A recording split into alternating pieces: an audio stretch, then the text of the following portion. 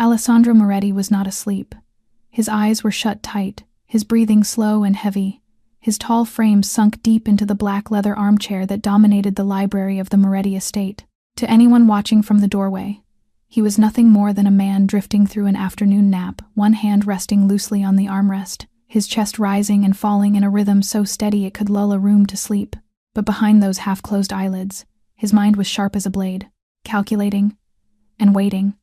He was 38 years old, and there was not a dock, a card room, or a restaurant in Boston's North End that did not pay tribute to the name Moretti. Ships moved when he allowed them to move. Men grew rich or disappeared depending on which side of his ledger they stood.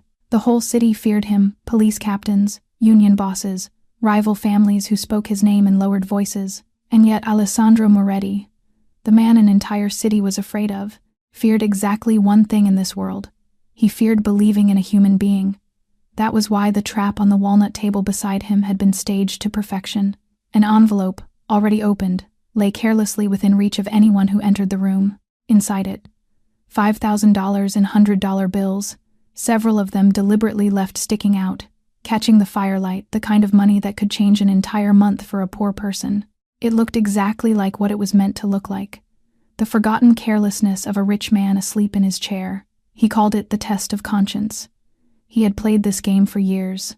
Dozens of times he had lain in this chair with his eyes closed and his money exposed, and dozens of times he had listened to the same story unfold. The hesitation, the held breath, the soft rustle of paper, the hurried footsteps. Maids, drivers, accountants, men who had sworn loyalty on their mothers' graves. They always took it. Always. Outside the tall glass windows, the season's first snow was falling, laying a thin white blanket over the withered rose garden. Inside, the marble fireplace crackled with a warmth so comfortable it invited people to lower their guard. Oak bookshelves climbed to the ceiling. In the corner, a grandfather clock measured out the silence. Tick, tock, like a patient heartbeat. There is something quietly tragic about a man who sets traps to catch the worst in other people. He believes he is testing their hearts. In truth, he is exposing the poverty of his own. Alessandro was not searching for honesty. He had stopped believing honesty existed. He was searching for proof that he was right, that the world deserved every ounce of suspicion he gave it, that every hand reaching toward him was reaching for his wallet or his throat. Because Alessandro Moretti had not been born cold. He had been taught to be cold patiently, thoroughly, by the very men who once called him brother. And then, through the crackle of the fire and the ticking of the clock, he heard it, the door handle turning, heavy footsteps entering, followed by footsteps that were very, very small. The woman who entered was Sophia Rossi. She was the newest member of the household staff, 29 years old, hired only 3 weeks ago. Alessandro kept his eyes closed, but he did not need to see her. He had read her file the day Rosa hired her, the way he read the file of everyone who set foot inside these walls. He remembered every line of it. Her husband, Daniel Rossi, had been a dock worker. 2 years ago, a loading crane at the harbor gave way on a wet October morning, and Daniel died beneath it before the ambulance ever arrived. He left his wife nothing but a stack of debts, a rented room with bad heating, and a daughter 6 years old, named Emma. That was who the small footsteps belonged to. Today was a Thursday, and Emma's school had closed because of the snowstorm. A woman like Sophia could not afford a babysitter. Alessandro knew because very little happened in his house without him knowing that she had gone to Rosa, the head housekeeper, that morning and begged to bring the child along just this once, promising the girl would be quiet as a little mouse. Rosa had reluctantly agreed, but her warning had been blunt as a hammer. If Mr. Moretti sees the child, both of you will be out on the street before nightfall. And so the mother's whisper now, trembling somewhere near the corner of the room, was the whisper of a woman carrying her entire life in her 2 hands. Emma, sit down here, on the rug, right in this corner. Her voice was so low it barely rose above the fire. Don't move, don't touch anything, don't make a single sound. Mr. Moretti is sleeping in that chair. If you wake him, Mama loses her job and tonight we'll have nowhere to sleep. Do you understand me? Yes, Mama. A small voice, gentle, obedient, and carrying something no 6-year-old voice should have to carry. The unmistakable tone of fear. There is a detail here worth pausing on, a detail Alessandro heard but did not yet understand. The mother said, "Don't touch anything." She did not say, "Don't take anything." In Sophia's heart, her daughter had never once been a threat to another person's money. Her fear was not a fear of the child's greed. It was the fear of the poor standing inside a rich man's world, the fear of people who know they can be condemned simply for existing in the wrong place. That was the line between suspicion and love. And the man pretending to sleep in the armchair was not yet awake enough, in any sense of the word, to see it. "Mama has to go clean the dining room," Sophia whispered. 10 minutes. "I'll be back in 10 minutes. Be good. I'm begging you. Be good. I promise. Mama." The door clicked shut. The footsteps faded down the marble hall. And now there were only 2 people in the library. The most feared man in Boston, and a 6-year-old girl in torn shoes. The silence stretched. The fire crackled. The grandfather clock ticked on tick, tock, tick, tock. Alessandro kept his breathing slow and perfect, but every nerve in his body was listening. He waited for what always came: the creak of a cabinet, the clink of crystal, the stealthy shuffle of small feet exploring wealth they had never been allowed to touch. Children were curious by nature, and poor children, he had always believed, hungered for what they did not have. But Emma did not move. 1 minute, 3, 5. His neck began to ache from holding the same position, a dull fire spreading up toward his skull. He did not break character. He had played this role too many times to ruin it now. Then he heard it, a very faint rustle of fabric. The girl was standing up. Small footsteps, slow and hesitant, began moving toward the chair. 1 step, then a pause, then another, as though each one was being weighed before it was taken. The footsteps stopped right beside the chair. Alessandro knew exactly what was drawing the girl's gaze. The envelope, $5,000, lying inches from his relaxed, open hand, close enough for a child to reach without even stretching. He could feel her presence beside him, small and warm, could almost hear her breathing. In his mind, the script began to play, the one he had rehearsed 100 times with 100 different people. She would reach out. She would snatch the bills, stuff them into her pocket with those clumsy little hands. Then he would open his eyes, catch her red-handed, and by evening her mother would be gone from this house. One more test, one more failure, one more lesson carved into the stone wall around his heart. Trust no one. Not the grown, not the small, no one. He waited for the rustle of paper. It never came. Instead, Alessandro felt something he could not have written into any script. A small hand, cold as the snow outside, light as a feather, touching his arm. "What is she doing?" he thought, his mind racing behind his closed eyes. "Checking whether I'm still alive?" The little hand withdrew. Then he heard a sigh, strangely heavy, strangely old, a sound that did not belong in the chest of a 6-year-old. And then came a sound that confused him completely, the sound of a zipper. A moment later, something warm settled over his legs, thin, light, still carrying the damp chill of snow on its surface. It was the girl's jacket, a cheap windbreaker, the only one she had, and she was spreading it across his knees like a small blanket, tugging at the corners, smoothing it flat with the careful patience of someone tucking in a sick person. Then she whispered, so softly it was almost swallowed by the fire, as if speaking only to herself, "Mama says sick people shouldn't be left cold." Alessandro's heart skipped a beat. This was not in the script, none of it. The girl wasn't looking at the money, she was looking at him. Then a faint sound of paper sliding across wood. His whole body tensed. "Ah," he thought bitterly. "Here it is. Now that she's lulled me to sleep in her mind, now she takes it." But the sound was wrong. It was not the sound of money being grabbed. It was the sound of the envelope being pushed slowly, deliberately away from the table's edge, toward the center, until it rested safely against the base of the lamp. Not hidden, not taken, just protected, so it would not fall. Then she bent down, picked up the leather notebook that had slipped from his lap, wiped the dust off its cover with her sleeve, and set it neatly beside the envelope. "Safe now," she whispered. The small footsteps padded back to the corner. He heard her sit down on the rug, heard her pull her knees to her chest, and then he heard something that tightened his throat. The faint, rhythmic tremble of a child shivering. She had given a stranger her only jacket, and now she was the one who was cold.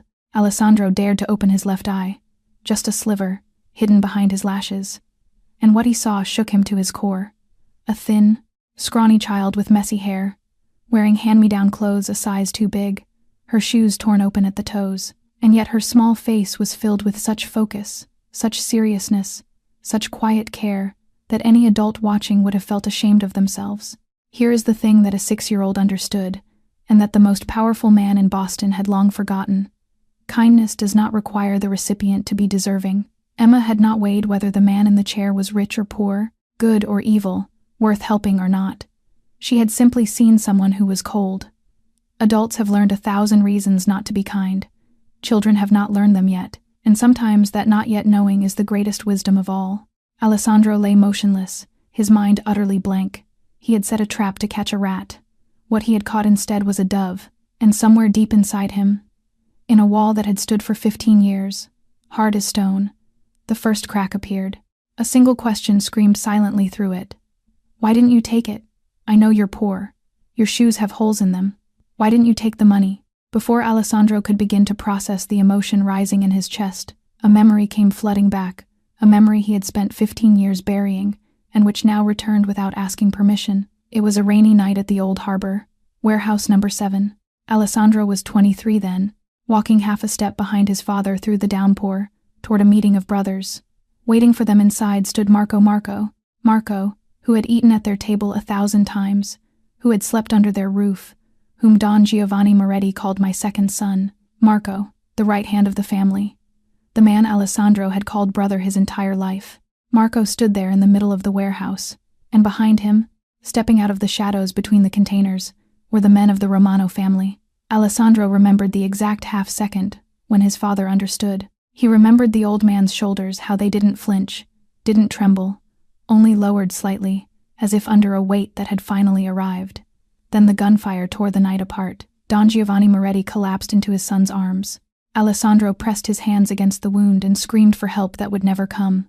And his father, bleeding out on the cold concrete of a warehouse that smelled of salt and rust, used his last strength not to name his killers, but to grip his son's collar and pull him close. Listen to me, the old man rasped. Don't let hatred turn you into a man with no one left to trust. A man who trusts no one is already dead before anyone shoots him. Promise me, Alessandro. Promise your father. I promise, Alessandro sobbed. Papa, I promise. Don Giovanni Moretti drew his final breath at 3 o'clock in the morning, in the rain, in his son's arms, and Alessandro broke that promise. Not in a day, not in a year. He broke it slowly, thoroughly, the way rust eats through a ship's hull. The 15 years that followed were years of purges, men expelled from the family on nothing more than a vague suspicion, explanations that were never heard, loyal faces studied like enemy maps. He began testing people, watching them, setting traps, the envelope on the table, the unlocked drawer, the whispered secret designed to see who would carry it. And every single time, people failed his tests. Until today, until Emma. Here's the truth about promises. The hardest one to keep is the one we truly want to keep. Alessandro had not betrayed his father because he was an evil man. He betrayed the promise because the pain was too great, and because bitterness, strange as it sounds, is a safe refuge. When you have decided that everyone is rotten, no one can ever disappoint you again. Bitterness is the armor of hearts that once loved too deeply. The trouble is, that armor keeps out the warmth as well. Alessandro returned to the present slowly, like a man surfacing from deep water. The child's jacket still lay across his legs, thin, cheap, damp at the edges, and yet it radiated a warmth that every fireplace in this mansion, every imported radiator, every cashmere blanket, had never once given him. And only now, after 15 years, did Alessandro Moretti finally notice something. His hands truly were cold. He didn't know how long he lay there, a minute, 5, 10, with that question still bleeding through the crack in his wall. Why didn't she take it? He needed an answer. He needed to look into that child's eyes and find the greed, the angle, the price tag he was certain existed inside every human being. Because if it wasn't there, if it truly wasn't there, then 15 years of his life had been built on a lie, he told himself. He never got the chance to decide. The library door burst open. Sophia rushed in, gasping, her face white as the snow on the windowsills, a woman who had clearly run the entire way from the dining room without daring to slow down for a single second. Sophia's eyes swept the room in a single heartbeat. First, the corner. Emma, curled up on the rug, her arms wrapped around her knees, shivering without her jacket. Then the armchair, her daughter's old, grubby windbreaker draped across the $1,000 suit of the most dangerous man in Boston. And finally, the walnut table, the envelope of cash, still lying there, untouched. Her hand flew to her mouth. In the mind of a mother who had spent 2 years learning exactly how merciless the world could be, the worst possible scenario assembled itself instantly. The girl had disturbed him. The girl had touched what must never be touched. Or worse, far worse, the girl had reached for the money, panicked, and tried to cover her tracks with this absurd, impossible jacket. Emma, she hissed, her voice sharp as broken glass, and she lunged across the room, grabbing her daughter's arm and pulling her to her feet. What did you do? Why is your jacket on him? Did you touch him? Did you touch that money over there? Emma looked up at her mother, eyes wide and round, bewildered, frightened. No, Mama. He was shivering. I just wanted to keep him warm, and the paper was about to fall, so I pushed it in to make it safe. Oh God, Sophia's voice cracked, tears rushing up before she could stop them. He's going to wake up. He's going to throw us out. Both of us. I told you not to move. She spun toward the armchair and snatched the jacket off Alessandro's legs, her hands shaking so violently she nearly knocked over the table lamp, catching it at the last second with a gasp that she strangled in her throat. She bent toward the sleeping man, whispering to someone she was certain could not hear her. I'm sorry. I'm so sorry, sir. Please, please don't wake up. And as she pulled the jacket away, an image flared up in Sophia's mind, one she had never been able to erase, and never would. Daniel. 2 years ago, the harbor clinic, its walls the color of old ice. Her husband lying broken beneath white sheets after the crane collapsed, machines counting down what little was left of him. She had held his hand, that big, callous dockworker's hand, as it slowly went cold in hers. And Daniel had used his final strength not to speak of his pain, but to squeeze her fingers one last time. Promise me, he had whispered. Never let Emma bow her head because she's poor, and don't let her lose that warm heart of yours. She deserves a better life than we had. Promise me, Sophia. I promise, she had sobbed. I promise. He closed his eyes 30 minutes later, and now standing in the middle of this magnificent library, clutching a damp windbreaker, watching her daughter tremble in the corner without a coat, Sophia understood a truth so painful it nearly bent her in half. She had kept that promise. She had raised Emma exactly as Daniel had asked, kind, warm, unable to walk past someone who was cold without doing something about it. And that very kindness, the most precious thing she had ever given her child, was about to destroy everything they had left. Alessandro lay motionless through all of it, and heard every word. And there is a cruel irony here that must not be passed over. This mother was terrified because of the best thing she had ever taught her daughter. She had built a warm heart inside her child, exactly as her dying husband wished, and now she stood, horrified at the sight of that heart doing precisely what it was built to do. That is the quiet tragedy of the poor in a harsh world. They are forced to teach their children that kindness is a dangerous luxury, that compassion has a price they may not be able to afford. And Alessandro, the man who lay there pretending to sleep, the man who set traps in his own library, understood, for the first time in 15 years, something that turned in his chest like a knife. He was the one who had made this world. He had become the monster everyone feared, not because he was cruel, but because he had taught people that their kindness was something dangerous. This woman's terror, this child's shivering silence, this was the empire he had truly built. He knew he could not lie still for another second. It was time to wake up. Alessandro let out a low groan, deliberate, perfectly measured, and shifted in his chair. Sophia froze where she stood. In one motion she pulled Emma tight against her chest and began backing toward the door, her whole body rigid, like a deer caught in headlights on a midnight road. He opened his eyes. He blinked several times, slowly, like a man surfacing from a deep afternoon sleep. Then he lowered his gaze onto the mother and daughter huddled by the door and put on the most flawless expression of irritation he had ever worn. His dark brows drew together. His jaw hardened. "What is this?" he grumbled, his voice like gravel. "What's all this noise? Can a man not have peace in his own house?" I'm so terribly sorry, Mr. Moretti." Sophia's words tumbled over each other, her head bowing. "I was only cleaning. This is my daughter. I had no other choice. Her school closed because of the storm. We're leaving right now, sir. Please don't dismiss me. I need this job. I'm begging you." Alessandro looked at the two of them for a long moment. His gaze traveled slowly, deliberately to the envelope on the table, still resting exactly where Emma had pushed it, safe against the base of the lamp, then to the girl, half hidden behind her mother's leg, trembling. Not from the cold anymore, from fear. "Little one," he said, "come here." Sophia's hands clamped down on her daughter's shoulders. "Sir, she didn't mean any harm. She's only 6. I swear I said, come here." The room went silent except for the fire. Emma gently peeled her mother's fingers from her shoulders, one small hand over the trembling large one, a gesture so calm it seemed to belong to someone 3 times her age. Then she walked forward, step by step, trembling but unbroken. She stopped right in front of the Don's knees. Alessandro leaned down until his face was inches from hers. He stared straight into the child's eyes, searching, the way he had searched 1,000 faces across interrogation tables and boardroom tables alike, searching for the flicker of a lie, searching for the greed he was certain lived inside every human being on this earth. "You put your jacket on me, didn't you?" "Yes, sir." "Why?" His voice was flat, cold. The voice that made grown men's hands sweat. "I'm a stranger to you. I'm rich. Upstairs I have a closet full of fur coats.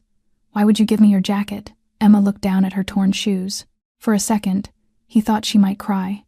Then she raised her eyes to his clear, brown, utterly without calculation. "Because you looked cold, sir. My mama says when someone is cold, you cover them with a blanket. Even if they're rich, cold is still cold." Alessandro went completely still. Cold is still cold. A truth so simple it was brutal. His entire life, he had divided the world with lines carved in stone. The rich and the poor, the trustworthy and the dangerous, those who mattered and those who could be used. He had built an empire on those lines. And a 6-year-old girl in torn shoes had just erased every single one of them with 5 words. Hunger is still hunger. Loneliness is still loneliness, whether you sleep on straw or on silk. Perhaps true wisdom is not knowing more than others. Perhaps it is simply remembering the things we all knew when we were children, before the world taught us to forget. But the test was not over. In truth, it had only just begun. The girl had passed the first level, honesty. She had not taken what was not hers. But Alessandro Moretti had spent 15 years learning that one honest moment proves nothing. Anyone can be good once, by accident. He wanted to know whether this was chance or whether this child truly carried a heart of gold. And there was only one way he knew how to find out. Pressure.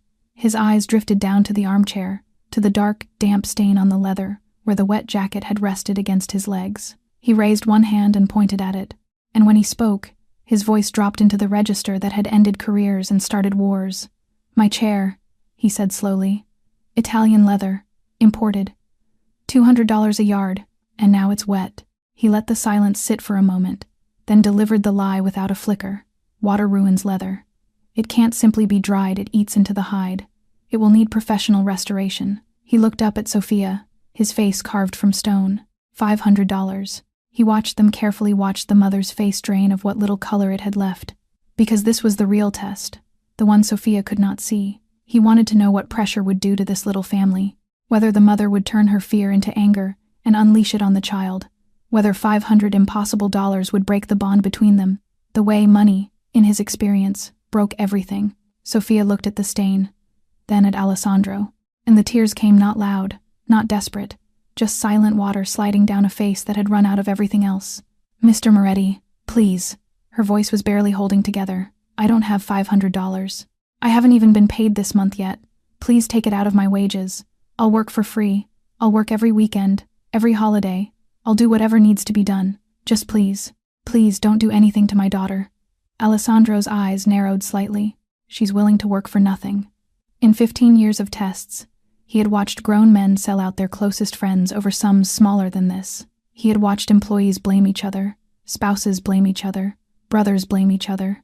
And here stood a woman with nothing, offering the only thing she had left, her own labor, her own body, and asking for nothing in return except her child's safety. Rare, vanishingly rare, but he was not satisfied.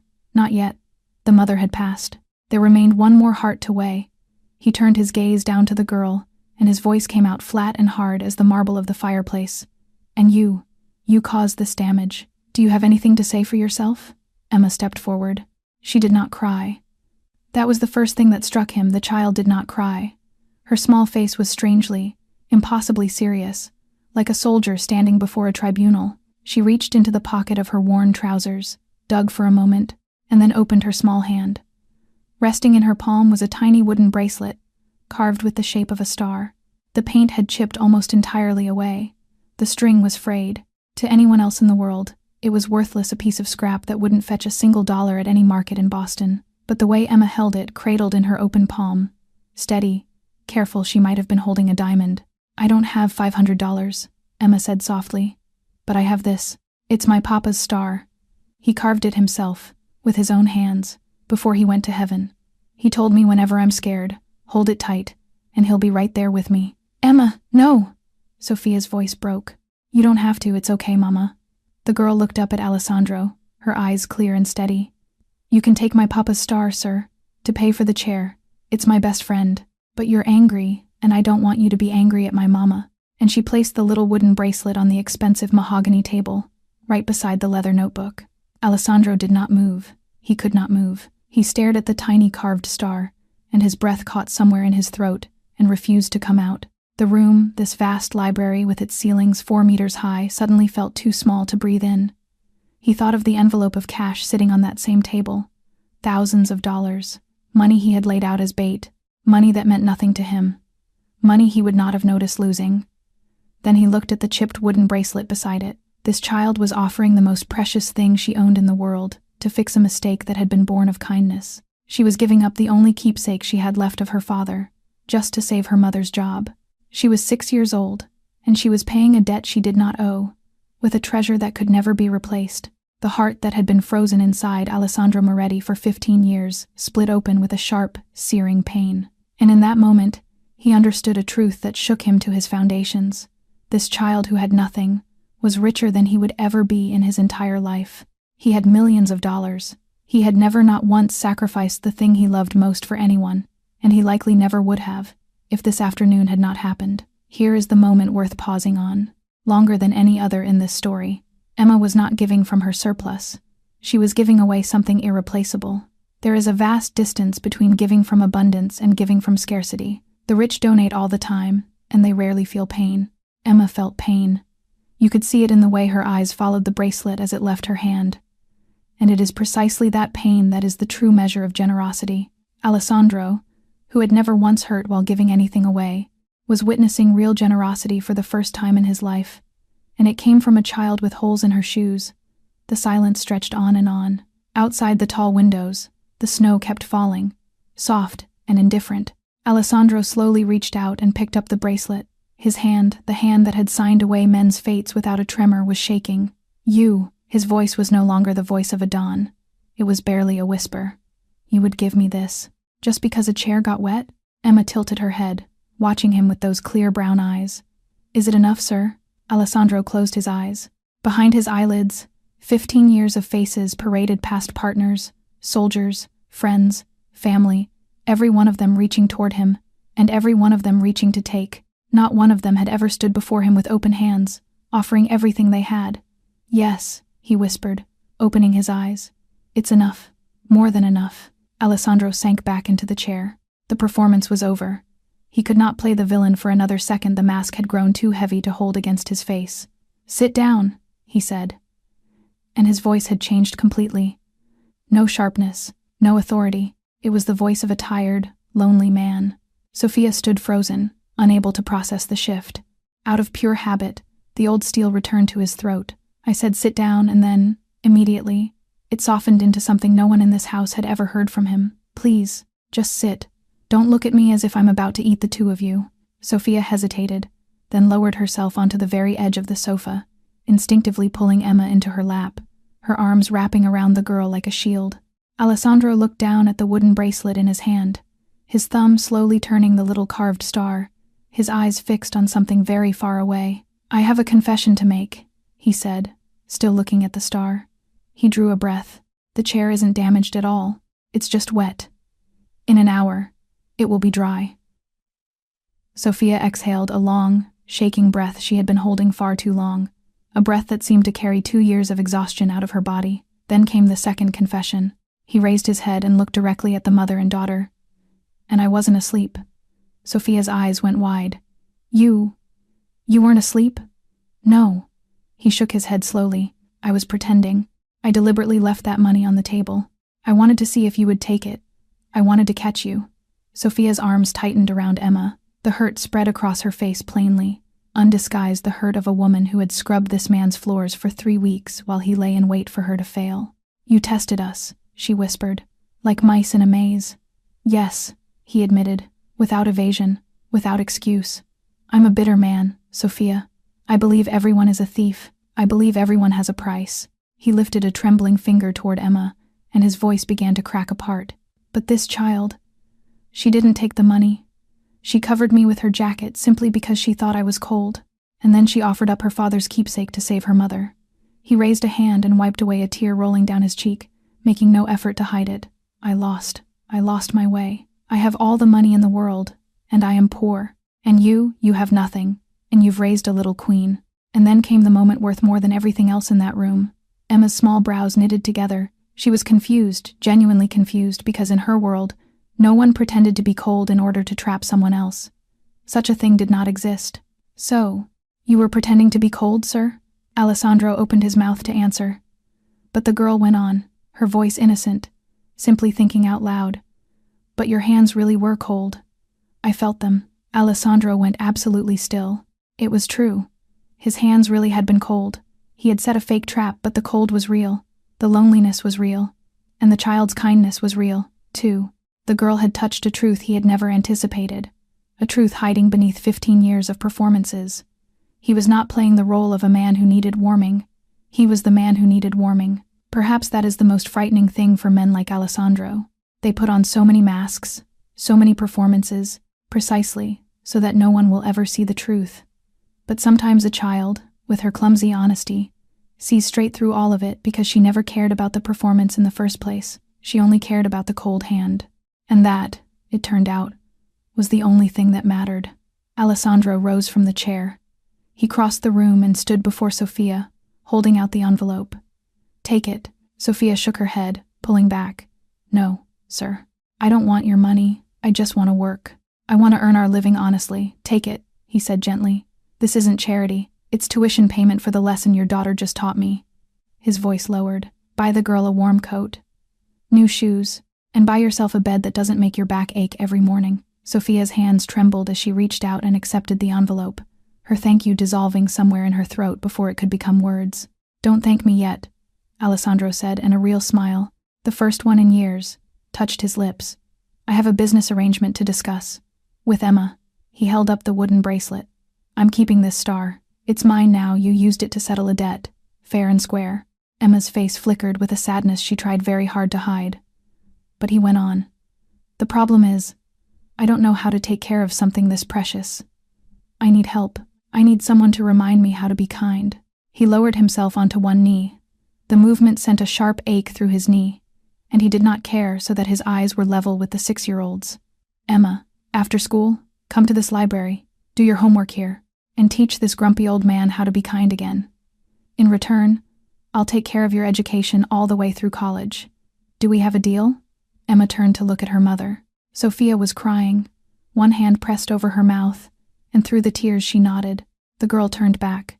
She broke into a gap-toothed smile, pure and heartbreakingly bright, and held out her small hand. And Alessandro Moretti, the Don who had never trusted a single soul, reached out, took that hand, and shook it. People like to think that beautiful stories end at their most beautiful moment. But real life is not like that. Real life is what happens after the handshake. Winter melted into spring, and the library of the Moretti estate, the room where an empire's coldest decisions had been made for 15 years, began to change. One small piece at a time. The heavy curtains, which had been drawn shut for as long as anyone could remember, were now pulled wide open, letting the morning sun pour across the oak shelves. On walls that had once held nothing but shadow, children's drawings began to appear crooked, crayon houses with smoking chimneys, a yellow sun with too many rays, and one drawing that hung closest to the desk. 3 stick figures holding hands beneath a scribbled blue sky. And on that desk, among files and ledgers whose contents Emma would never be allowed to know, sat a small wooden bracelet carved with a star placed where a man could see it every time he signed his name.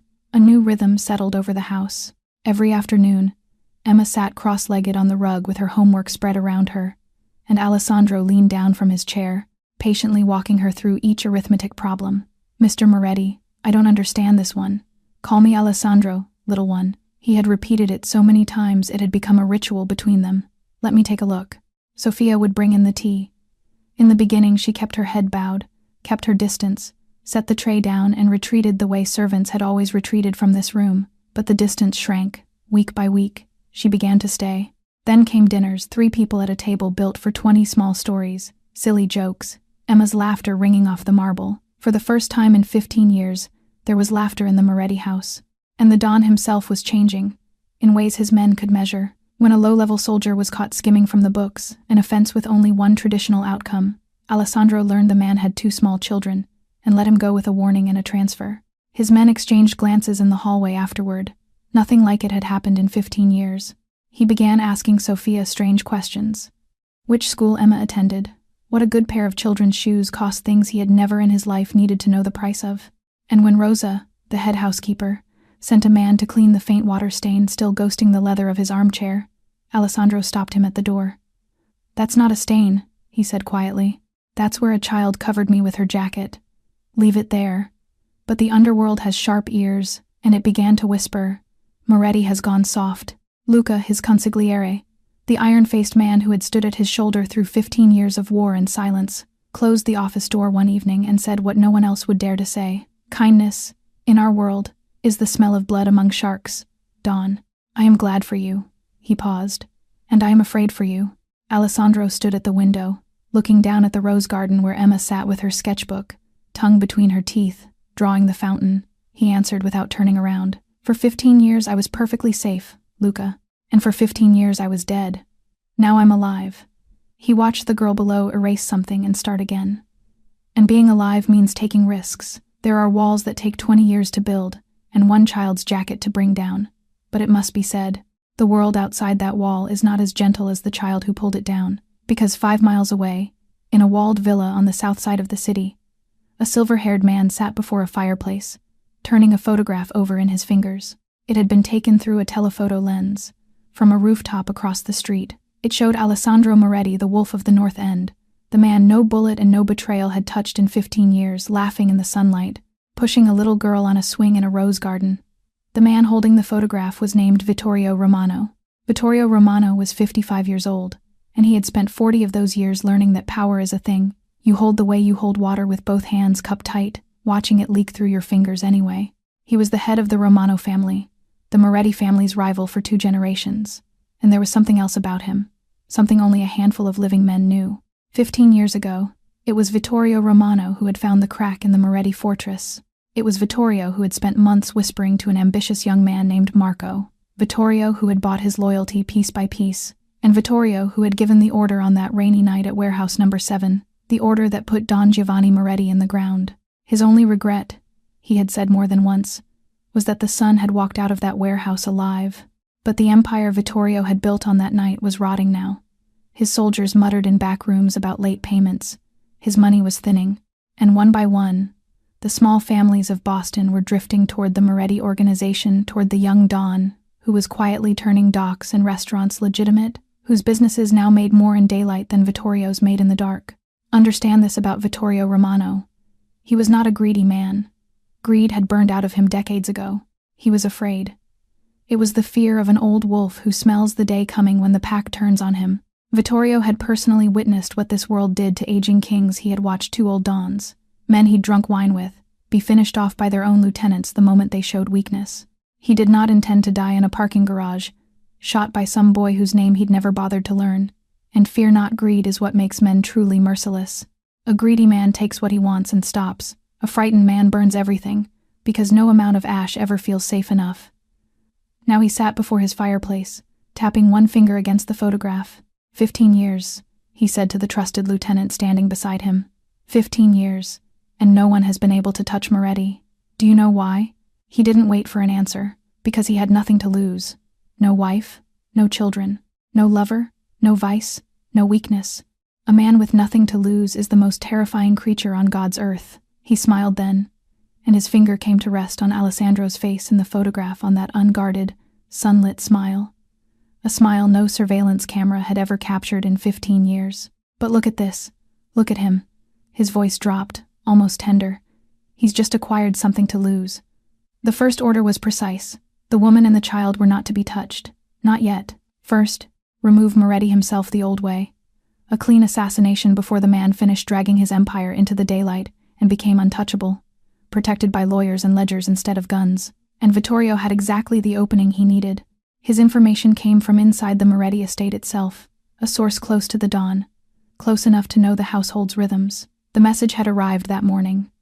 This weekend, for the first time in 15 years, Moretti will go out without his security route. 5 miles away, in the warm dining room of the estate, that weekend was being decided by a 6-year-old. Emma tugged at Alessandro's sleeve after dinner, her eyes enormous. "The Christmas lights are on early this year, at the square by Street Leonard's. Everyone in my class has already seen them. Everyone." A tragic pause. "Except me." Sophia set down her cup, hesitant. "Alessandro, you've never gone out like that. No planning, no route." "Luca won't agree to it." Alessandro looked at the girl at those expectant eyes that had once looked at a shivering stranger and seen only a person who was cold, and he smiled, the kind of smile that still startled his own bodyguards. "One evening, as an ordinary man," he said. "I owe her that." He paused. "I owe myself that." Before leaving his room that Saturday evening, he did something he had never done before. He picked up the little wooden bracelet from his desk and slipped it all into his wrist, where it sat absurdly small against the cuff of his black coat. He murmured, half joking, the instruction Emma had taught him: "Hold it tight when you're scared." He had no idea how much he was about to need it. Saturday night, the snow fell soft and fine, like sifted flour under the street lamps.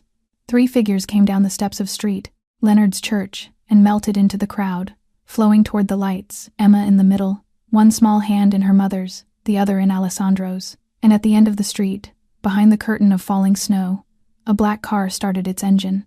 The square glittered with 1,000 lights. Emma laughed, a peppermint candy stick in her hand, her breath making little clouds in the cold. She pointed at the giant tree in the center of the square, at the golden angel on top of it, and said something Alessandro would never afterward be able to remember, because in that exact moment, for the first time in 15 years, Alessandro Moretti was not scanning the crowd for threats. He was just a man, standing under Christmas lights, watching a child laugh.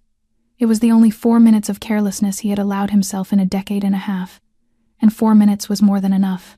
The black car rolled up along the edge of the square, slow, unhurried. The window slid down. Metal glinted under the Christmas lights. From somewhere behind them, Luca's voice tore through the music and the crowd. "Dawn, get down!" The gun roared. Sophia did not think. Not for a second. Not for half a second.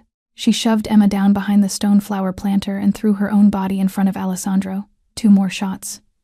She jerked, once, twice, like being punched hard in the back. Then her legs gave out, and she crumpled. Blood spread across the white snow, under the red and green lights that went on blinking, indifferent, cheerful, obscene, then chaos, screaming, the crowd stampeding in every direction, the bodyguards returning fire, muzzle flashes against the snowfall, tires shrieking as the black car fishtailed and vanished into the white curtain of the storm. Alessandro dropped to his knees in the snow and gathered Sophia into his arms. And for the first time in 15 years, the hands of the most feared man in Boston were shaking from something that was not rage. "Sophia, look at me, stay with me." Her eyes found his. Behind them, Emma was screaming for her mother, thrashing against Luca's arms as he held her back, held her down, shielded her with his own body. Sophia's fingers closed weakly around Alessandro's lapel. She pulled him closer, and with the last strength she had before the darkness took her, she whispered, "Don't. Let Emma see you take revenge. She believes. You're a good man. Don't prove her wrong." Her hand slipped from his coat. The ambulance ripped through the night, sirens splitting the city open. Street Mary's Hospital, a corridor of blinding white, thick with the smell of antiseptic. Doors that swung shut in his face with a sign above them he could not stop reading. Surgery in progress. Alessandro stood like a statue outside the operating room. Sophia's blood was drying dark on his white shirt. In his right fist, squeezed so hard the edges bit into his flesh, was the little wooden bracelet, the star carving itself into the skin of his palm. And inside him, a war began. 2 men roared for control of the same body. The first was 15 years old and made of ice and iron, the monster, the Dawn, the wolf of the North End. It wanted blood for blood, tonight. It already had the phone numbers, the men, the gasoline. It could have the Romano family burning before sunrise. Every warehouse, every safe house, every last one of them. It knew exactly how. It had done it before. The second man was 3 months old. He had been born on a snowy afternoon in a library, under a child's jacket. He knew how to braid hair badly and lose at chess on purpose, and he was holding a wooden star in his fist, and a promise made to a woman who was, at this moment, lying on a table with 2 bullets in her body, bullets she had taken for him. Don't prove her wrong. He could not be both men. Not anymore. Tonight, in this white corridor, he had to choose. Think about what that woman did. She took bullets for the man who had set a trap to catch her stealing, She never hesitated not to weigh what he deserved, not to calculate what it would cost her, not to consider the daughter she might leave behind. No contract can buy that. No empire can teach it. There are debts that cannot be counted in money, and Alessandro Moretti, a man who had spent his whole life keeping meticulous account of every debt owed to him and by him, now owed something he did not know how to repay. For the first time in his life, the ledger was useless, and the doors of the operating room stayed shut. The surgery lasted 6 hours. When the doors finally opened, the surgeon's face told the story before his words did. Success, but only by a margin that made grown men religious. One bullet had passed through her shoulder, the other had stopped 2 centimeters from her heart, 2 centimeters the width of a wooden star. Sophia did not wake. For 3 days, she lay in the white bed with machines counting her heartbeats, and the most powerful man in Boston sat in a plastic chair beside her and did not move. Alessandro canceled everything, every meeting, every negotiation, every piece of business that had once been the only reason he opened his eyes in the morning. For the first time in his life, he placed a human being above the empire. By day, he gave orders the ports locked down, the black car traced, every rat in the city squeezed for information, and within 48 hours, the trail was already curling toward the Romano family, the way he had known in his bones it would. And still he held back. No retaliation, no fire in the night. Luca stood in the hospital corridor and stared at him as if looking at a stranger. "Don, we know enough. Give the word." "Wait," Alessandro said. His eyes never left the glass window of Sophia's room. "This is no longer only mine to decide. 15 years of underworld law said, strike now, strike hard." A whispered promise from a bleeding woman outweighed all of it. At night, he learned to do things he had never done in his life. He learned to braid a little girl's hair badly, crookedly, the braid sagging off to one side like a broken rope. And when Emma looked at herself in the mirror, she burst out laughing for the first time since the night of the gunshots, and Alessandro decided he would braid it wrong forever if it got that sound out of her. He learned the exact temperature of warm milk. He learned to read fairy tales, allowed dragons and princesses, and enchanted forests in a low, gravelly voice that had only ever been used to issue orders that made grown men go pale. Every night, Emma fell asleep against his shoulder, and every night, he sat frozen for hours, his arm dead and aching, refusing to shift his weight even an inch, so that the child would not wake. One of those nights, Emma stirred, half asleep. She reached over, slid the wooden bracelet off his wrist, pressed it into his open palm, and folded the Don's fingers closed around it one by one. "Hold it tight," she murmured. "My papa will stay with you. Mama's going to be okay." A 6-year-old, comforting the most feared man in Boston, and he let her. He sat in the dark with a wooden star clenched in his fist and a sleeping child on his shoulder, and he let her. Sophia woke at dawn on the 4th day. That night, when Emma had finally fallen asleep on the long bench beneath the window, Sophia turned her head on the pillow and studied the man in the plastic chair, the shadowed jaw, the wrinkled shirt, the exhaustion he wore like an unfamiliar coat. "Why are you here?" she asked softly. "Every night. A man like you has 100 people he could pay to sit in that chair." Alessandro was silent for a long time. When he finally answered, he did not look at her. He looked at his own hands. "All my life, I've only known how to buy loyalty. With money, with fear. Everyone who ever stood beside me was paid to stand there, or afraid to leave." He turned the bracelet slowly on his wrist. "No one has ever given me anything for free. Not once, not in 38 years. He paused. "Until a little girl's jacket. And your 2 bullets." Sophia turned her face toward the window, where the city lights blurred against the glass. "I didn't take those bullets to be owed something." "I know," he said, and his voice went hoarse. "That's exactly why I don't know how to repay it, and that's exactly why." He stopped, then let the truth out, plain and unarmored. "I don't want to repay it. I want to owe you for the rest of my life." There was no declaration after that, no speech, no music, none of the things love is supposed to arrive with. There was only his hand, moving slowly across the white sheet and coming to rest over hers, the hand that had signed orders that made men disappear, now trembling faintly over the thin fingers of a housekeeper, and she did not pull her hand away. Outside the window, the snow stopped falling. Some loves do not begin with a spark. Some begin with gratitude, the bone-deep gratitude of a person who, because of one other person, gets to be human again. Sophia came home after 3 weeks, and the Moretti estate became something it had never been in its history. A house where 3 people lived together like a family no one dared to name out loud. Sunday mornings now smelled of burnt pancakes because Alessandro insisted on making them himself, and failed with magnificent consistency, standing over the stove in a $1,000 shirt, while smoke curled toward the ceiling, and Emma held up scorecards from the kitchen table. In the rose garden, a wobbling bicycle traced drunken circles across the gravel, while a man who had once commanded 200 soldiers ran bent over behind it, one hand hovering near a small shoulder, shouting encouragement. And in the library, in the evenings, there were chess games in which the most feared strategist in Boston somehow, mysteriously, blundered his queen away to a 6-year-old opponent every single time, then slapped his forehead with theatrical despair while she shrieked with laughter. Sophia watched all of it from the doorway some evenings, one hand pressed over the healing wound near her heart, and said nothing. Some happiness is so fragile you're afraid naming it will break it, and Alessandro moved faster now, faster than his lawyers, faster than his accountants could keep up. The last of the ports were converted to legitimate shipping contracts.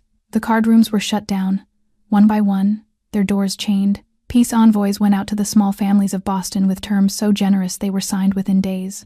When Luca asked him why the hurry, Alessandro answered while watching Emma chase pigeons across the garden, "I want a life where, when that girl grows up and learns the whole truth about me, she won't be ashamed that she once covered me with her jacket." Luca nodded slowly. He understood. And because he understood, he said the thing that needed, saying the warning that would come true, word for word. "Then move carefully, Don. Retreating halfway is showing your back to your enemies. A wounded wolf is a hunted wolf." 5 miles south, behind the walls of the Romano villa, the wounded wolf's enemy was learning exactly how right Luca was. The failed assassination had made Vittorio's position catastrophically worse. His soldiers whispered in stairwells about the old man who couldn't even finish a target standing still under Christmas lights. 2 of the neutral families had stopped returning his calls. The debts were coming due, and the money was not there. Every day Moretti grew more legitimate, more protected, more untouchable, and every day, Vittorio Romano's world got smaller. Then his source inside the Moretti estate sent 2 pieces of information. The first, Moretti's legalization was weeks from completion. After that, there would be nothing left to seize, only corporations, lawyers, paper. The second, Moretti now had a woman and a child whom he loved more than the empire itself. Vittorio stood before his fireplace for a long, long time, watching the flames, and when he finally spoke, the words came out quiet and almost gentle. The most chilling sentence of his long and chilling life. "Stop shooting at the wolf." He turned to his lieutenant. "Take what the wolf carries in its mouth. It will kneel down all by itself." The new plan was simple, and it was final. Take the woman and the child, force Moretti to sign over every territory, every underground asset, every route and dock and debt, make him come to the exchange alone, and then kill all 3, and erase the Moretti name from Boston forever. Thursday afternoon came, ordinary as every Thursday afternoon before it. Sophia took Emma's hand and set out for the farmer's market, 800 meters from the estate gates, the same walk she made every week. It was the one small ritual she had refused to give up, the last little piece of ordinary life she kept for just the 2 of them. Choosing apples, counting change, being nobody special for 1 hour. Alessandro waved from the library window. Emma waved back with her whole arm, and on her small wrist, the wooden star bracelet caught the afternoon light she had borrowed his lucky charm that morning, solemnly promising to return it by dinner. On the street outside, the neighborhood security camera went dark for exactly 4 minutes. No one noticed. A flower delivery truck sat parked along the curb. No one on that street had ordered flowers that day. In the library, Alessandro sat reading the final stack of legalization files, a cup of tea cooling at his elbow. Across the room, Sophia's phone number rang out from his own phone and went unanswered. Once, twice, 3 times. He looked up from the papers. The tea had gone cold, and he knew with the same animal instinct that had kept him alive for 15 years that somewhere out there, in the ordinary Thursday afternoon, something had just broken. The security teams were out the gates within 3 minutes.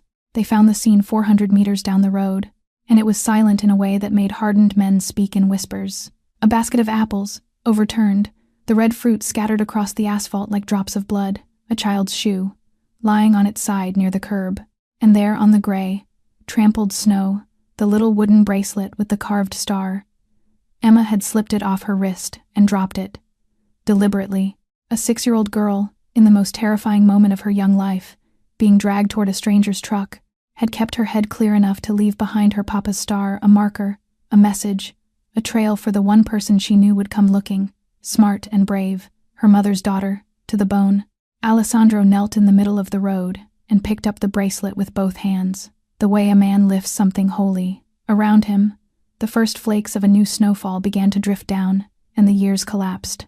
The same cold, the same gray light, the same sensation of the entire world being drained out through a hole in his chest. 15 years ago, a young man had knelt like this in the rain at the old harbor, with his father's blood on his hands, able to do nothing but scream. But he was not that helpless 23-year-old anymore. His phone rang, number withheld. He answered without a word, and the voice that came through was leisurely, unhurried, pleasant, a man reading a dinner menu aloud. 48 hours, Moretti. The entire North End. Signed transfer of every underground asset, every route, every dock, every debt owed to your family. And you deliver the signature yourself. Alone. Warehouse number 7, at the old harbor. A soft pause, almost warm. In exchange, the woman and the girl come home breathing. Alessandro said nothing. The voice continued, and now there was a smile inside it. You know, for 15 years, you taught this whole city that Moretti has no weakness, no wife, no child, nothing to squeeze. I confess I'd nearly given up. A quiet laugh. So thank you for finally making one. Warehouse number 7. The choice was no accident, and both men knew it. It was the same warehouse where Marco had stood smiling among the Romano gunmen. The same concrete floor where Don Giovanni Moretti had bled out in his son's arms at 3 a.m. Vittorio Romano intended to end the Moretti bloodline on the exact spot where it had first begun to fall. Alessandro's hand tightened around the phone until his knuckles went white. But when his voice came out, it was flat and level as still water. Don't touch them. I'll come. The family council convened within the hour, and the meeting room boiled over. It's a death trap. The Don walks in. He doesn't walk out. The moment you sign, all 3 of you are corpses. That's how it's done. We invented how it's done. And then one of the old men, a capo who had served his father, slammed his fist on the table. No one trades an entire empire for a housekeeper and another man's child. Your father built this house with blood. The room went dead quiet. Alessandro looked at the old man for a long moment, and when he spoke, his voice was soft and heavier than the table they sat around. And my father died with no one left to trust. Betrayed by a man he called his son, in a warehouse, in the rain. He rose to his feet. I will not die that way, and I will not live that way, not for one more day. Then came the question that had been burning under everything. How did Romano know? The market walk, every Thursday, the one unguarded routine, the 4 dead minutes of camera. Only someone inside the house could have known. It took Alessandro less than an hour of quiet questions to find the answer, by simple elimination. And when the answer came, it hurt more than he expected. Rosa, the head housekeeper, 20 years in the Moretti home. She had served meals to his father. Her son owed $60,000 to a gambling operation that, it turned out, belonged to Romano, and Vittorio had been holding the debt over her like a blade for months. They brought her to the library, and she went down on her knees, shaking, an old woman weeping into her hands. The room full of hard men held its breath and waited for the sentence because the old law had only one sentence for this, and every man present had seen it carried out. Alessandro looked down at her for a long time, and what he saw was not a traitor. He saw a frightened parent, cornered by a debt, protecting her child the only way she knew how. He thought of Emma. He thought of a small voice saying, "Cold is still cold, even the guilty, even the weak, even the ones who wound you." "Get up, Rosa," he said quietly. The room stirred in disbelief. "You're going to keep talking to Romano. Every day, exactly as before." He stepped closer, and his eyes were no longer gentle. "Except from this moment on, every word you send him comes from me." The enemy's card had just become his card. Late that night, alone in the library, Alessandro stood by the window where he had waved to Emma that afternoon. He slid the wooden bracelet onto his wrist and closed his fist around it until the star bit into his palm. "You were right, little one," he murmured to the empty room. "Hold it tight when you're scared. I've been scared for 15 years, scared of trusting anyone." He looked out at the falling snow, toward the harbor, where the lights of the old warehouses burned dim against the dark. "Tonight, I'm done being scared." The last night before the deadline, Alessandro stood alone in the library, the room where everything had begun. He moved through it slowly, like a man walking through his own memory. He stopped at the armchair, at the faint watermark still ghosting the black leather, the stain he had never once allowed anyone to clean. His fingers hovered over it without touching. "That's not a stain. That's where I was saved." He stopped at the wall, at the crayon drawing taped beside the shelves, the crooked house with its smoking chimney, 3 stick figures holding hands beneath a scribbled blue sky. He reached out and touched, very lightly, the figure in the middle, the smallest one, the one with yellow hair. Then he sat down at the desk, pulled the transfer documents toward him, and signed them. All of them, every page, real signatures, on real documents, every doc, every route, every territory his father had bled for and he had killed for, signed away in firm black ink. Luca, standing across the desk, went rigid. "Don, those were supposed to be decoys. If the plan fails, I trade for real." Alessandro squared the pages and folded them into the leather case, and his voice carried not a single tremor. "The whole empire for the 2 of them. Don, an empire is a thing you can lose, Luca." He closed the case. "If I lose it, I'm still me. If I lose them," he paused, and for a moment the lamplight caught something raw in his face. "Whatever is left won't deserve to be called a man." Then he opened the desk drawer and took out a sealed envelope. He held it out. "Only to be opened if I don't come back. Everything is arranged inside the succession, the accounts, and provisions for Sophia and Emma for the rest of their lives. If the worst happens, you answer to no one. You carry it out yourself." Luca took the envelope with both hands. This was a man forged out of iron, 15 years at the Don's shoulder through wars and funerals. A man who had never bowed his head to anyone except in ritual. He looked at the envelope for a long moment. Then, slowly, deliberately, he lowered himself onto one knee. "For 15 years, Luca said quietly, "I followed the Don because I was afraid." He raised his eyes. "Tonight, I follow the Don because I am proud to. Power makes men kneel before you. Love makes men willing to die for you." It had taken Alessandro Moretti 38 years to learn the difference, and he had learned it, in the end, from a 6-year-old girl with a wooden star. They spoke of the plan only briefly, in the low voices of men who had already rehearsed it a dozen times. The false intelligence had been flowing through Rosa for 2 days now, steady and believable. Word that Moretti's reinforcements were massing at a depot on the south side of the city, positioning for an ambush after the exchange. Vittorio would do what any commander would do, pull his main force away from warehouse number 7 to intercept the Phantom Army before it could move. What Vittorio could not know was this: there was no army in the south, there never had been. Luca's men were already inside warehouse number 7, sealed inside the shipping containers along its walls, motionless in the dark and the freezing cold, since 12 hours before the ultimatum had even been delivered. No phones, no lights, no sound, waiting for a single signal. Across the city, in a cold storage room at the old harbor, Sophia held her daughter inside a thin blanket, her back against the concrete wall. The old wound near her shoulder throbbed with every drop in temperature, a dull ember of pain that never quite went out. Emma stirred against her chest. "Mama," she whispered, "Mr. Alessandro will come, won't he?" "Yes, sweetheart. How do you know for sure?" Sophia pressed a kiss into her daughter's hair and held her a little tighter. "Because he was cold once," she whispered, "and you were the one who kept him warm. People don't forget that, my love. No one ever forgets the first person who saw that they were cold." Dawn came gray and quiet. Alessandro, dressed in black, a plain suit, no weapon showing, nothing in his hands but the leather document case, and on his wrist, absurd against the dark cuff, sat a child's wooden bracelet with a carved star, small, chipped, and somehow the most unbreakable thing he wore. He stood one last second in the doorway of the darkened library, in the familiar shadow where he had once lain in wait for the worst in people, and had been found instead by the best in one of them. Then he switched off the light and walked out. Beyond the gates, an engine turned over in the harbor fog. An hour before the appointed time, Vittorio Romano went down to the cold storage room himself. He carried a bottle and a single glass. He set a chair down facing the mother and daughter, lowered himself into it with the stiffness of old bones, and poured the wine slowly, as if there were all the time in the world. For a while he simply looked at them, the woman with her arms around her child, meeting his gaze without blinking. And then, strangely, he began to talk, as if, before the hour of judgment, even a man like him needed someone to hear it. "I was 9 years old," he said, turning the glass in his fingers. "My father owed a gambling debt to a crew in the old neighborhood. He couldn't pay," a thin smile, "so he paid with me, sold his own son to settle the account. I stood in the rain, I remember it was raining, and I watched him count the money, watched him check it twice. He took a slow sip, and then he turned around and walked away. He never looked back, not once.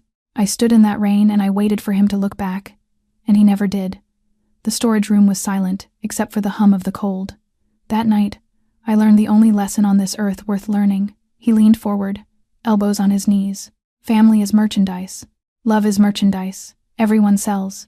The only difference between people is the price. He gestured at the concrete walls around them, almost courteous.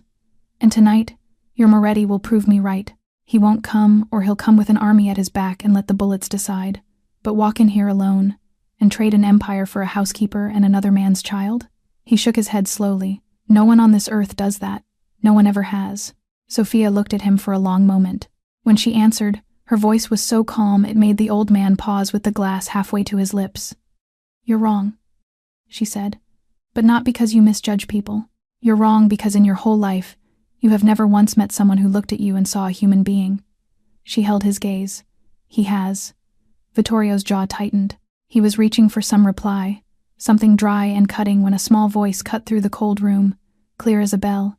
Your hands are cold. He looked down. The child had emerged from the fold of her mother's blanket, and she was not crying.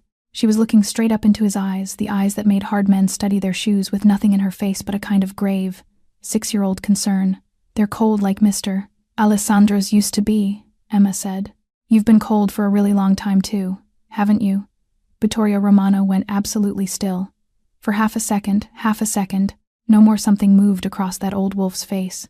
Perhaps it was the boy of 9, standing in the rain, watching his father count money. Perhaps it was 50 years of never once, not once, being asked a question like that by anyone. The hand holding the wineglass gave a small, involuntary jerk, and a dark drop spilled over his knuckles. Then he set the glass down hard on the concrete floor, stood up, and turned his back on them, and when he spoke, his voice came out hoarser than he intended it to. Lock them in. Understand what happened in that half-second. For that half-second, he was a human being, not a devil. There are men who are cruel not because they lack a heart, but because their heart has been left out in the cold for so long that they themselves have come to believe it does not exist. And sometimes, half a second is all that remains of a heart like that. Half a second, and then the armor closes again, heavier than before, because the crack frightened the man wearing it. The appointed hour struck. Headlights swept across the seams of the warehouse doors. A single car, one, alone, rolled slowly onto the cracked concrete yard of warehouse number 7, the same ground where, 15 years ago, Moretti blood had soaked into the stone. The engine cut. The door opened. Alessandro stepped out, alone, both hands raised, holding nothing but the leather document case above his head. Black suit, immaculate, unarmed, and on his wrist, catching the floodlight, small, chipped, absurd, a child's wooden bracelet. From the shattered window on the second floor, Vittorio watched and counted. No convoy trailing in the dark. No sniper silhouettes on the neighboring rooftops. Nothing. His main force was miles away by now, lying in wait to intercept the Moretti reinforcements massing at the South Depot, exactly as his inside source had warned. The math was clean. The wolf had come alone after all, carrying its empire in a leather case. He smiled, slow and satisfied, in the darkness above. The wolf walks into the cage by himself. He did not know that, since 12 hours ago, he was the one standing in the middle of the cage. The warehouse doors groaned open. Alessandro walked in. 2 lines of gun barrels tracked him from either side. He did not slow down. He did not speed up. His footsteps echoed off the concrete, the same concrete that had drunk his father's blood 15 years ago. He walked to the wooden crate in the center of the warehouse and stopped. He set the leather case down, opened it, took out the pen. Vittorio descended the metal stairs from the second floor, unhurried, savoring it. He stopped across the crate from the man he had spent 15 years failing to kill. Alessandro signed the final page in front of him, slid the stack across. Your territory, all of it. His voice was flat. Release them. Vittorio picked up the papers, leafed through them. Real signatures, real seals, real surrender. He let out a dry laugh, almost admiration. Beautiful signature, he said. Your father's hand, almost exactly. Then he looked up, and the courtesy drained out of his face. But you don't seriously think I'll leave you alive to come for revenge, do you, Moretti? He raised his hand to signal the shooters, and in that split second, that exact split second, his eyes flicked across the warehouse. The thin line of men along the walls, too thin, far too thin. Where was?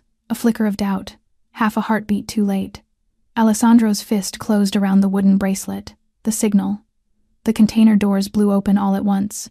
Luca's men, 12 hours motionless in the freezing dark, poured out like a black tide. Muzzle flashes tore the shadows apart. Gunfire shredded the corrugated walls. Glass exploded from the upper windows and rained down in glittering sheets. A tracer round bit into the stacked wooden pallets, and fire crawled up them like a living thing. Alessandro was already running. Through the crossfire. Toward the cold storage rooms at the back of the warehouse. A bullet ripped through his left shoulder. He staggered, caught himself on a steel drum, kept going. Blood soaked hot down his sleeve. The corridor, the steel door. He reared back and kicked it open. Sophia and Emma were huddled in the corner, alive. The guard inside spun, weapon rising, and Alessandro did the only thing there was time to do. He threw his body between the gun and the two of them, arms spread, making himself the wall. The mirror had come full circle. The man Sophia had once shielded with her own body now stood as the shield, and this time, Emma saw all of it, saw the man who had once pretended to be cold place, himself in front of a bullet meant for her. The shot never came. Luca appeared in the doorway behind the guard and dropped him with a single motion. Out in the warehouse, the battle was already collapsing. The fire had spread to the rafters, and the Romano soldiers, the men whose loyalty had been purchased with fear, did what purchased men do. The moment the ledger flips, they ran. They trampled each other toward the doors. Vittorio stood in the middle of the smoke, screaming at them to hold, to stand, to fight, and a stray bullet, fired blind by one of his own panicking men, caught him in the chest. He went down among the burning pallets. That is the fate of a man who spends his life buying loyalty with fear. When the fear changes direction, the loyalty evaporates, and the bullets stop caring whose side they were bought for. Alessandro crossed the warehouse floor and stood over him. Vittorio was still breathing shallow, wet, finished, and both of them knew it. His eyes found Alessandro's face, and his lips pulled into something between a grimace and a smile. "Marco," he rasped. "It was me. I sent him. 15 years ago. A red bubble of a laugh. My only regret. We missed. The sun. There it was. The final confession. The hand behind the hand that killed Don Giovanni Moretti. 15 years of hatred came up Alessandro's spine like a scream. His gun was already in his hand. He did not remember drawing it. The barrel lowered to the dying man's forehead. His finger settled onto the trigger. Every cell in his blood howled for it. He had every reason on this earth. And then he felt it, a pair of eyes on his back. Emma, standing in the corridor doorway, wrapped in her mother's arms, watching him. The same eyes that had once looked at the most feared man in Boston and seen only a person who was cold. Don't prove her wrong. Alessandro lowered the gun. He let it hang at his side, and he stood there, and he did nothing, and the doing of nothing was the hardest thing he had done in his entire life. The girl did not see him take his revenge. She saw him choose not to, with every reason in the world burning in his hand. Vittorio watched the gun come down, and his gaze slid past Alessandro, searching, until it found the small figure in the doorway. His lips moved one last time, the words riding out on his final breath. The little one was right. Cold. A long exhale. For too long. His eyes stayed open. But Vittorio Romano was gone, and he had left not as a monster, but as a man. A man who had been cold for 50 years. Alessandro dropped to his knees in the ash and smoke and firelight, and pulled Sophia and Emma against him with his good arm, crushing them into his chest. The blood from his shoulder soaked into the sleeve of Emma's coat. The girl pulled back an inch and pressed her small palm against his cheek, checking. The way children check that he was warm, that he was there, that he was real. He was. He pressed his lips to the top of her head, and he said the 3 simplest words of his entire life. "Let's go home." Dawn came up over the harbor. Ambulances and police cars filled the cracked yard of warehouse number 7, their lights washing pale against the morning. The smoke thinned into the winter sky, and then came the move no one in Boston's underworld could have imagined. Alessandro Moretti did not vanish behind lawyers and silence. He walked toward the investigators himself, and he cooperated, handing over everything. Every document, every name, the entire web of the Romano network. The war between 2 families that had lasted a generation ended that morning. With Vittorio's death and the truth laid out in the daylight, what remained of the Romano organization crumbled within weeks, like a wall whose keystone had been pulled. Then came the hospital, and this time, the roles were reversed. Now it was Sophia who sat in the plastic chair beside the bed, and Alessandro who lay against the white pillows, his shoulder wrapped in bandages. Emma climbed up onto the edge of the mattress, wearing her brand-new winter coat bought months ago. With the $5,000 from a certain envelope, she unzipped it, pulled it off and spread it carefully over his legs, smoothing the corners flat with all the seriousness of a head nurse.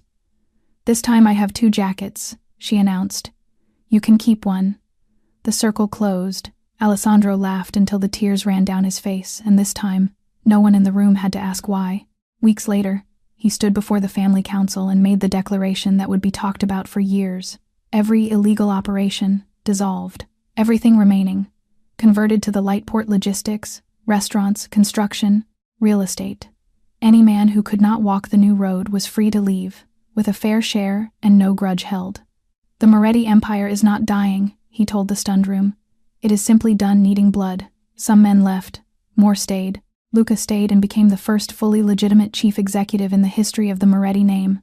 He still called Alessandro Don out of habit, and Alessandro stopped correcting him. And then, one afternoon, in the library where everything had begun, sunlight pouring through curtains that were never closed anymore, Alessandro lowered himself onto one knee before Sophia. Halfway down, the 38-year-old knee and the healing shoulder betrayed him, and he winced, and Sophia burst out laughing through her tears. "Stand up and say it, you stubborn man." He did not stand up. In his open palm lay no velvet box, no diamond, only a small wooden bracelet carved with a star. "I am not worthy of your past," he said quietly. "But I am asking for the rest of my life, and I am asking permission from the man who carved this star to take his place in keeping you both warm until the end of my days." Sophia nodded, unable to speak a single word, and from behind the bookshelf where she had been eavesdropping from the very beginning, Emma launched herself across the room and threw her arms around both their necks. "So can I call you Papa now?" Alessandro Moretti, the man who had never blinked before a loaded gun, wept openly at a question from a child. They married in the spring, in the rose garden, no underworld, no spectacle, only the people who had stayed. And during the ceremony, Alessandro took the wooden bracelet and fastened it gently onto Emma's small wrist. "Your papa is always with you," he whispered. "Both of them. Some families are born of blood, others are born of choice. The second kind is not stronger, but it is chosen again every single morning, and so it is never, ever taken for granted." And that is where this story rests. It began with a trap built out of $5,000 and 15 years of bitterness, and it was defeated by a thin little jacket, still damp with snow. The most powerful man in Boston was not saved by his soldiers, his money, or his name. He was saved by a 6-year-old girl who looked at the most feared man in the city and saw only one simple thing: a person who was cold. Because kindness does not ask whether you are rich or poor, good or wicked, deserving or not. Cold is still cold, no matter who you are. And in a world where everyone is trying to take something, the person willing to give, even something as small as a jacket, a gentle word, a warm little hand, is the one who truly changes the world. Never underestimate a small act of kindness. It can melt a heart that has been frozen for 15 years. It can turn a wolf back into a man. So let me ask you, from the bottom of my heart, how did this story make you feel? Have you ever met someone like Emma in your own life? Someone whose simple kindness arrived exactly when you needed it most? Or have you ever been the one who was cold, waiting for someone to notice? Share your thoughts and your own stories in the comments below. I read every single one, and hearing what these stories mean to you, deep in your heart, is what keeps this channel alive.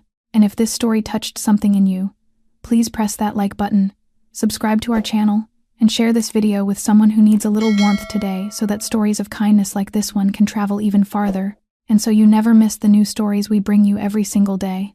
Thank you so much for listening all the way to the end. I wish you and your family good health, a peaceful heart, and joy in every single day.